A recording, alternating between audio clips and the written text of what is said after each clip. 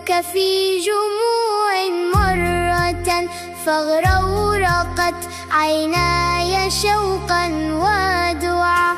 أفلا تمر تزور قلبا واهنا، مذ زرت صحبي والفؤاد تطلع.